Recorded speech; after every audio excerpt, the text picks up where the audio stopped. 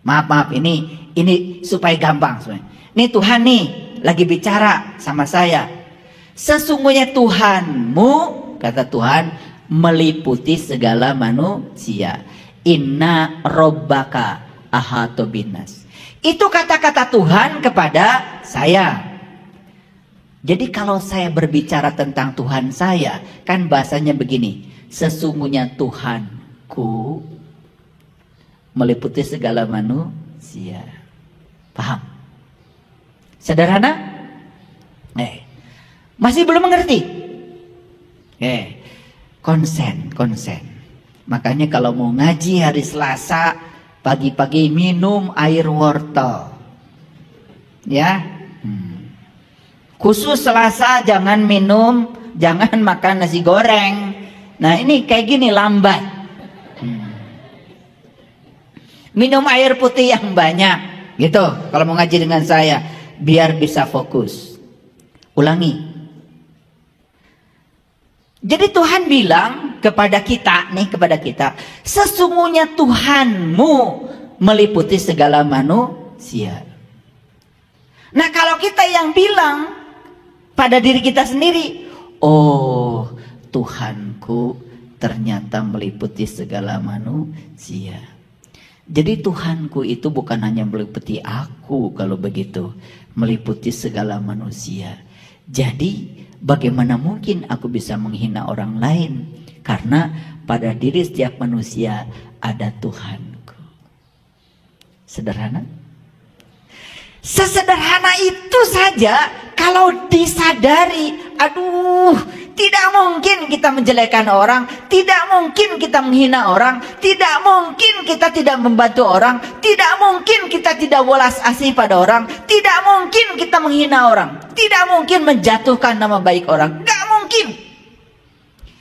Semua konflik, saling menjatuhkan, marah, dan lain sebagainya, kebencian, itu sebetulnya dilakukan oleh orang-orang yang tidak sadar kalau Tuhannya meliputi segala manusia.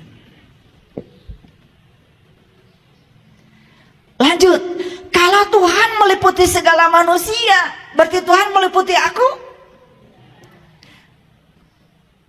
Kalau Tuhan meliputi aku, kesadaran apa yang harusnya aku tanamkan? Oh, Tuhan meliputi diriku. Dia mewujud sebagai daya hidup pada diriku. Dia mewujud sebagai nafasku yang tidak pernah tidur, tidak pernah ngantuk. Bagaimana mungkin aku bisa berbohong kepadanya? Karena dia bersamaku. Jadi diri kita selalu waspada, eling, mawas diri. Dan kewaspadaan ini pun kita terapkan untuk memberikan welas asih, cinta kasih pada semua orang. Makanya saya pastikan semua orang-orang yang sudah sampai di kesadaran itu hidupnya penuh dengan welas asih. Boro-boro ingin menyakiti orang lain, yang ada di otaknya tuh ingin jadi matahari, memberi, menyinari, satu arah. Dan matahari memberikan sinarnya satu arah. Tidak pernah minta balasan, tidak pernah minta balikan. Orang-orang yang suka minta balasan, semua orang-orang yang tidak sadar kalau semua yang ada dalam dirinya adalah pemberian. Sadarkah kita sebetulnya kenapa kita harus memberi? Karena semua yang ada di tangan kita adalah pemberiannya.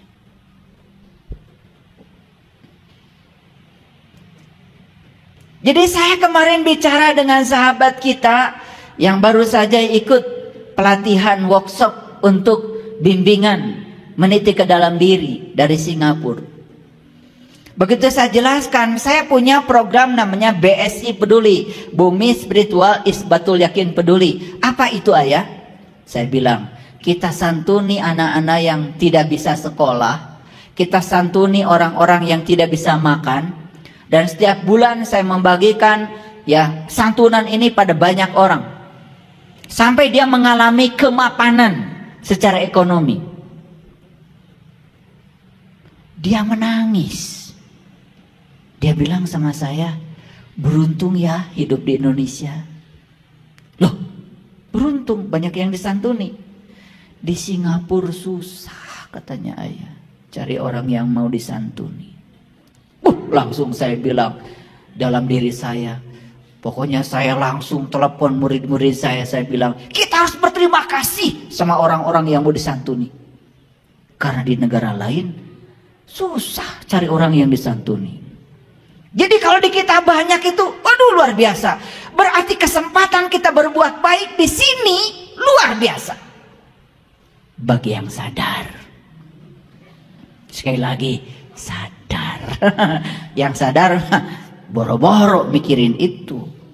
Paling juga yang gak sadar mau, kamu kemarin saya kasih kok tidak berterima kasih pada saya. Bulan depan coret. Itulah orang yang tidak sadar. Kalau dia sudah berakhlak seperti akhlaknya Allah, Allah itu tidak pernah gampang nyoret kita. Kamu kemarin berbohong ya, langsung dicoret. Besok diambil nyawanya. Enggak. Tetap aja masih diizinkan berbohong lagi. Itu welas aslinya Allah tuh begitu. Betul nggak? Makanya wa ahsin kama ahsanallahu ilaika. Berbuat baiklah kamu seperti aku berbuat baik kepada kamu. Luar biasa. Allah mengajarkan nilai-nilai kebaikan itu luar biasa. Baik. Jadi sadar sekarang kalau Allah meliputi semua manusia. Allahnya siapa? Allahmu. Kan Allah bilang, inna rabbaka ahata binas. Sesungguhnya Tuhanmu meliputi segala manusia.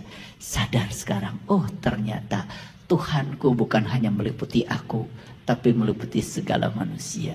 Jadi sebetulnya tubuh kita berbeda, tetapi di tubuh kita ada Tuhan yang sama. Lebih jauh lagi. Lebih jauh lagi. Apapun keyakinannya, apapun agamanya, kan dia juga diliputi Tuhan. Betul? Jadi kalau orang yang sadar sampai di titik ini melakukan kebaikan pun tidak mesti ditanya apa keyakinannya, apa agamanya. Bahkan kalau mau mendoakan mereka pun tidak pernah ditanya apa keyakinannya, apa. Rahayu Sagung Dumadi. Semoga seluruh makhluk hidup di semesta ini, baik yang kelihatan maupun tidak kelihatan, selalu berbahagia. Itu doa mulia sekali. Semoga keluarga saya bahagia. Yang lain gak usah. Itu doamu begitu. Biar saya aja yang panen banyak, tetangga gak usah. Biar dimakan tikus sama burung. Wah, orang kayak gini rezekinya gitu-gitu aja.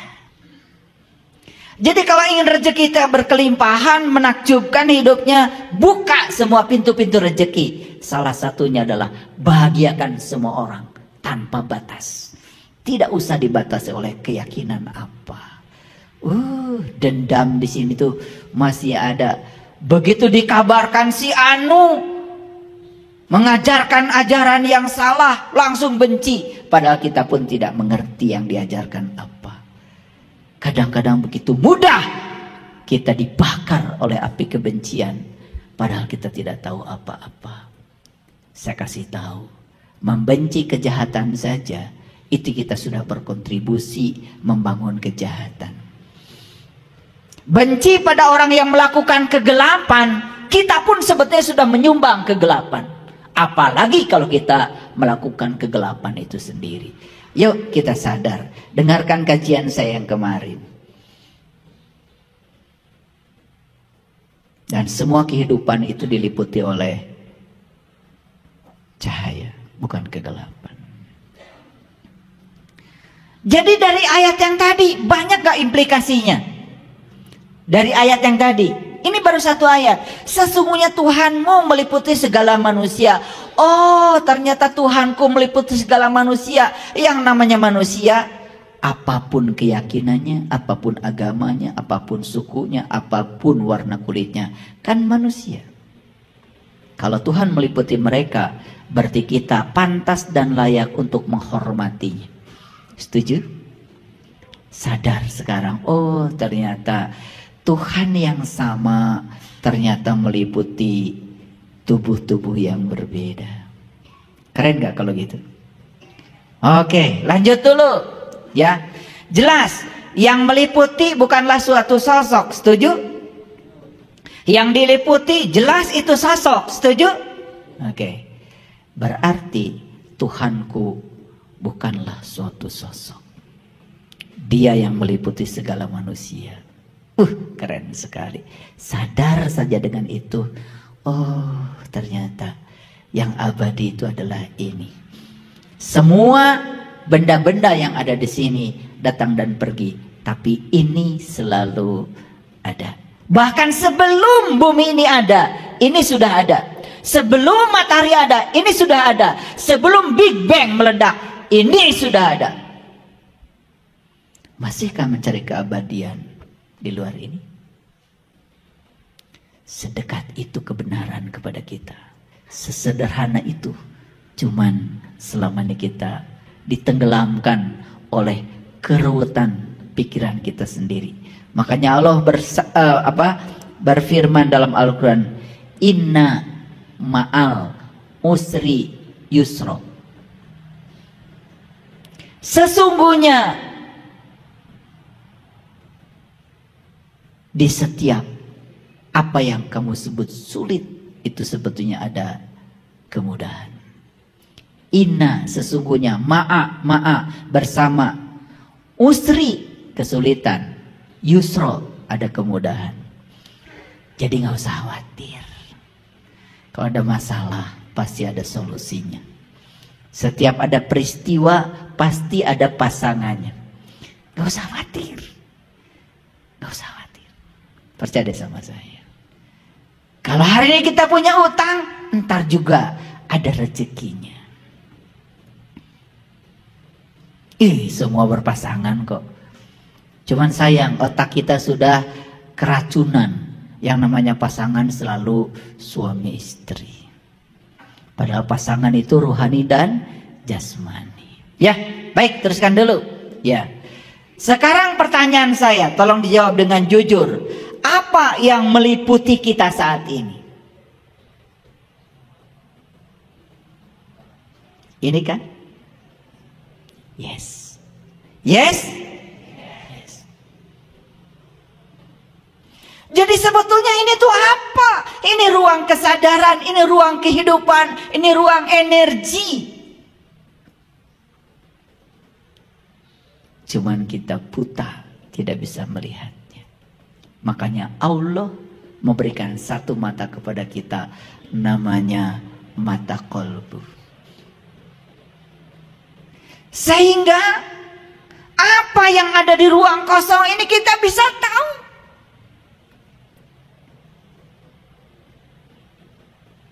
Tidak kosong, tapi isi. Isi, tapi kosong. Ngerti sampai sini? Oke. Yuk, jawab lagi pertanyaan saya. Sekarang kita sedang hidup? Yes. Dari mana kita mengambil kehidupan? Dari sini. Apakah kehidupan yang kita ambil dari sini abadi di sini? Tidak. Sebentar masuk, sebentar keluar. Sebentar masuk, sebentar keluar. Sebentar masuk, sebentar keluar. Dan nanti tidak masuk lagi. Betul nggak? Ketika tidak masuk lagi di mana? Iya di sini, di sini.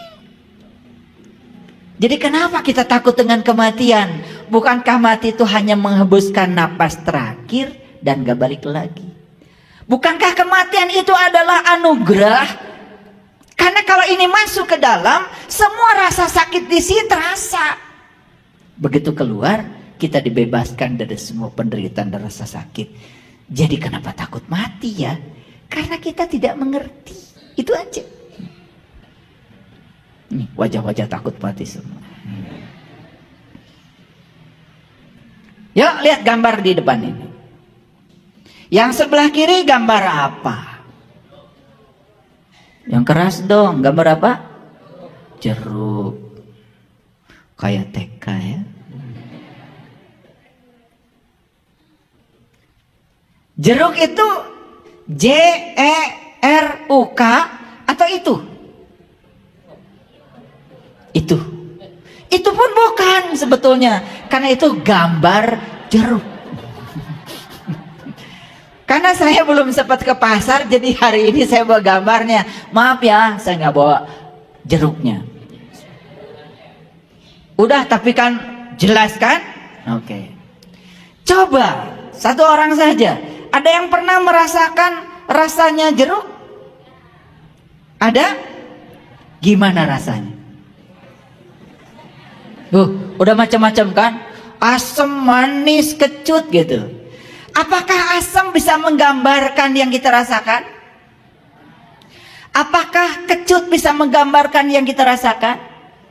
Apakah manis bisa menggambarkan yang kita rasakan? Nih saya kasih tahu, semua kata-kata yang kita ucapkan itu semuanya adalah bohong. Karena yang sebenarnya adalah yang kita rasakan. Makanya kalau saya ditanya sama kalian, ya gimana ya rasanya jeruk? Pokoknya gitu deh. Daripada kayak kalian sok tahu. Asam, kecut, macam-macam tadi, betul nggak? Nanti saya kejar lagi, asam itu apa? Mau didefinisikan? Makin didefinisikan makin jauh dari kenyataan.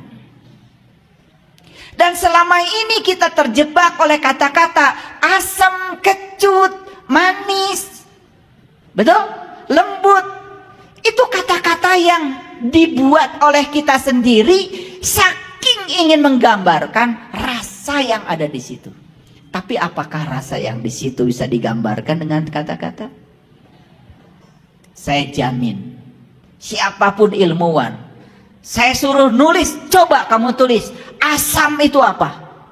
Pusing dia. Mau ahli kimia, mau ahli fisika, mau sekolahnya sampai S4. Tahu S4? Susah senyum, senang senyum. Itu sekolah paling tinggi. Jadi sekolah yang paling tinggi bukan S3. Banyak yang sekolahnya S3, intelektualnya udah mencapai tingkatan paling tinggi, tapi susah cemberut, senang tambah cemberut. Karena takut kehilangan yang dia senangi, betul? Buat apa sekolah tinggi-tinggi kalau tidak bahagia? Makanya sekolah yang paling tinggi itu adalah S4. Susah senyum, senang senyum. Tetap senyum apapun keadaannya. Itu namanya sudah bisa menerima semua kondisi apa adanya. Itu sekolah paling tinggi itu. Capai sekolah itu. Ya. Dan sekolah itu bisa dicapai oleh lulusan SD, SMP, SMA. Gak peduli tingkatan pendidikannya apa. Karena kesederhanaan, kebenaran ada dalam kesederhanaan. Jadi kebenaran itu gak ruwet. Kenapa kita ruwet? Karena kita selama ini diajarkan ruwet oleh orang-orang yang ruwet. Dan lucunya tuh kalian itu dikasih yang ruwet gak mau, dikasih yang gampang juga gak mau. Saya pengen tahu maunya apa.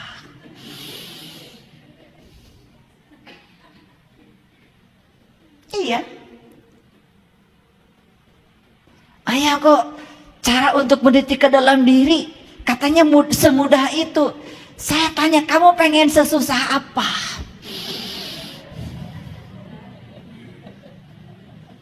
Iya. Akhirnya udah, kalau kamu pengen susah udah. Kalau kamu ingin meniti ke dalam diri, kenal jati dirimu, mulai sekarang kamu puasa 10 tahun. Setelah 10 tahun baru ketemu saya. 3 bulan udah datang lagi. Berat ayah. Nah, jadi inginnya yang berat-berat. Di Quran Allah mengatakan, nih dengarkan semuanya. Man kana yarju liqa Allah fa inna ajalallahu la'aj. Barang siapa yang berharap jumpa dengan Allah, waktu yang dijanjikan pasti datang. Jadi syarat berjumpa dengan Allah tuh kata Quran, bukan kata saya. Cukup kamu berharap, itu saja. Tidak ada harus melakukan ini, melakukan, gak ada. Ruwet. Dan yang ruwet itu pasti belum tahu. Saya kasih tahu ya. Ya, kamu kalau ingin jumpa dengan jati dirimu, kamu harus masuk dulu, cari gua, kamu tinggalkan anak istrimu. Berapa lama? 40 tahun. Keburu modal.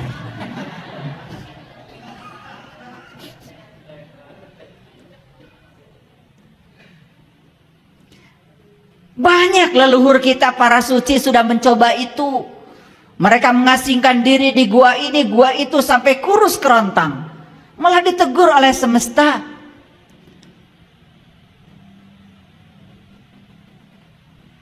Kebenaran itu ada dalam dirimu, tidak di luar. Tidak usah untuk menemukan kebenaran, kamu sendiri harus menyiksa dirimu sendiri. Sampai hak-hak tubuh tidak diberikan. Masa begitu? Kitab suci tertua yang ditulis oleh tangan Allah sendiri adalah tubuh manusia. Dan lewat tubuh inilah kita akan bisa menemukan banyak sekali ilmu pengetahuan. Asal tahu ilmunya, tahu caranya. Sekarang yang sebelah kanan gambar apa? Siapa yang ngasih nama ini buah naga? Dulu ada namanya? Saya kasih tahu. Semua yang diberi nama, yang ngasih nama kamu. Ingat itu. Betul apa tidak? Awas, supaya sadar. Yang ngasih judul kamu.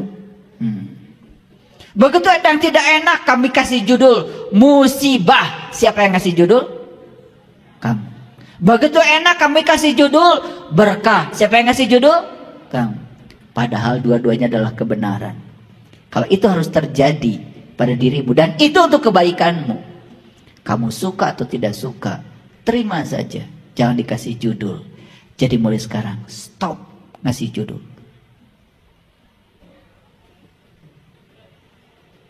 Betul apa tidak? Banyak gak ngasih judul? Lain. Jadi banyak sinetron.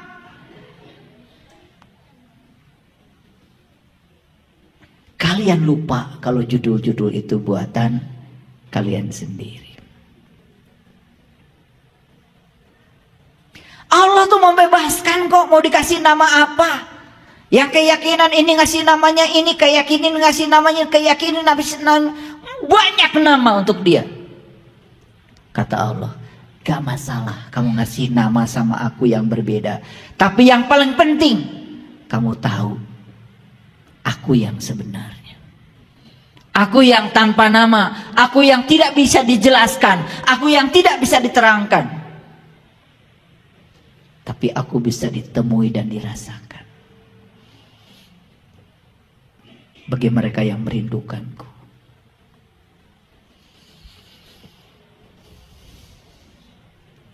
Semangka rasanya gimana? Udah mulai pintar sekarang. Udah mulai pintar. Gak terjebak lagi. Pokoknya gitu deh. Itu kebenaran.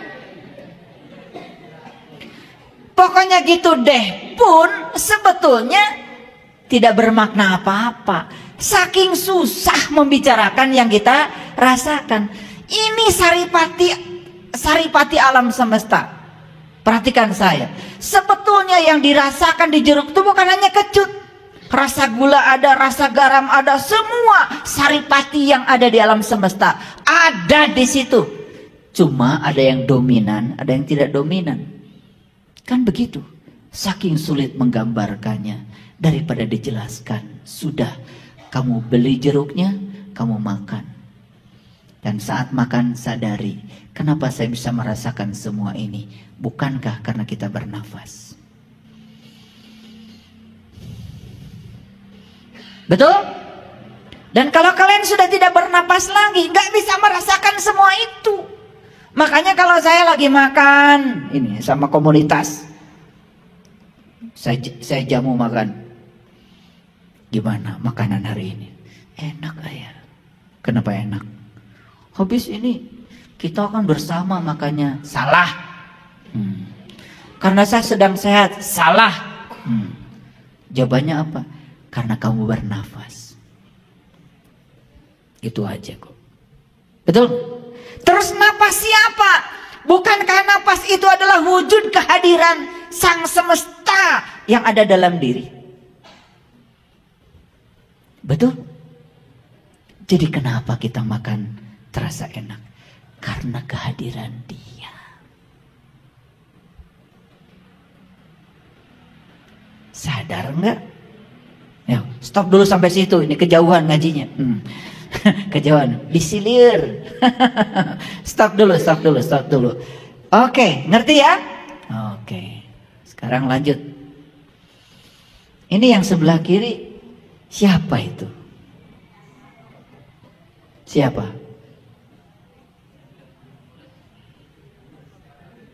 Saya juga nggak tahu. Saya juga nggak tahu. Nggak tahu. Tapi kalian bisa nggak merasakan apa yang sedang dia rasakan? Sedang merasakan apa itu? Hah? Sakit apa kira-kira? Apa? Salah semua. So tahu. Yang bisa merasakan yang dia rasakan ya dia sendiri. Gimana sih kalian ini ngajinya kemana aja selama ini? Mules, sakit pinggang, itu ngarang semua. Itu namanya prasangkamu terhadap itu. Lihat saya semuanya. Yang sedang merasakan yang dia rasakan hanya dia sendiri. Dan yang tahu yang dia rasakan cuma dia sendiri. Kalian apa urusannya dengan dia? Kenal juga enggak? Boro-boro kalian, saya aja yang pasang gambarnya enggak kenal sama dia. Ini kalian tuh selama ini belajar sok tahu.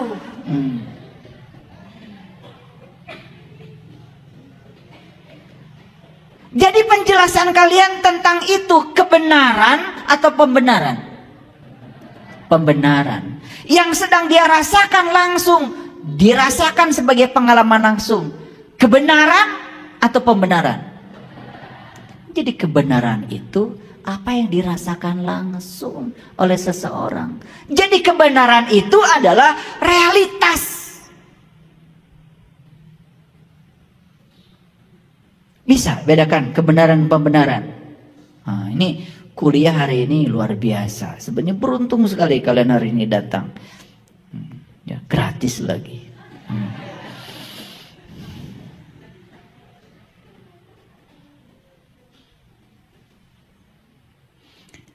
Ini yang sebelah kanan siapa ini?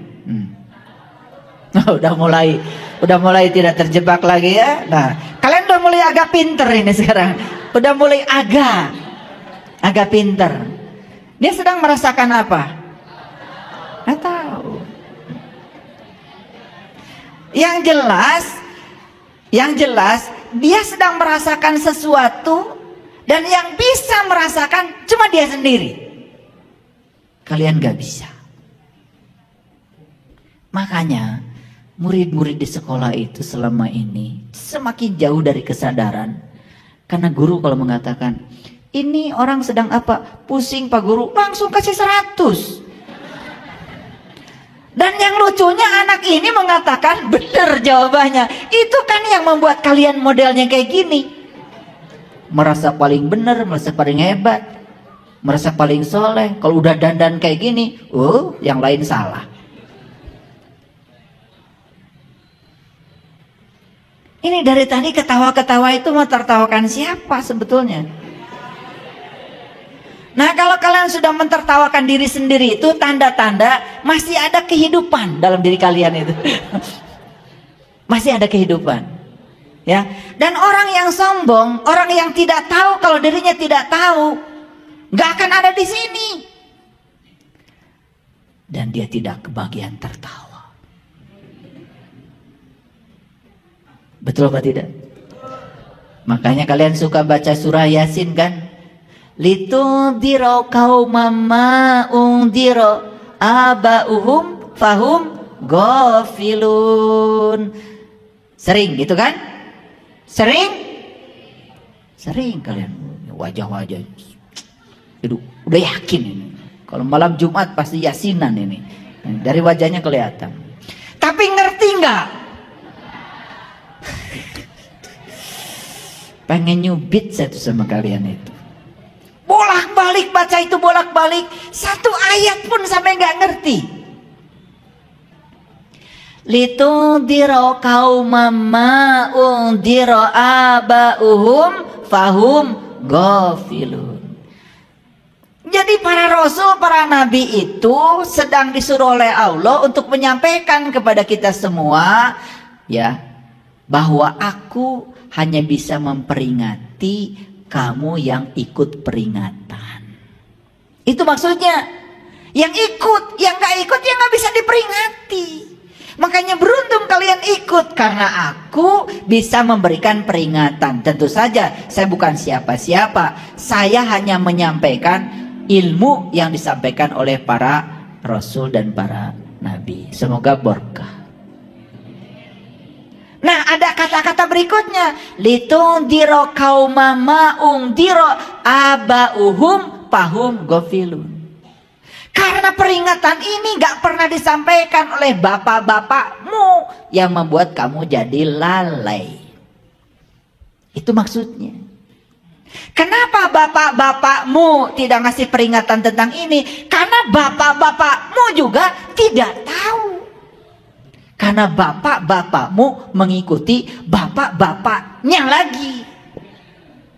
Nah, bapak-bapaknya lagi mengikuti bapak-bapaknya lagi. Terus turun-temurun. Makanya kebodohan itu harus diputus.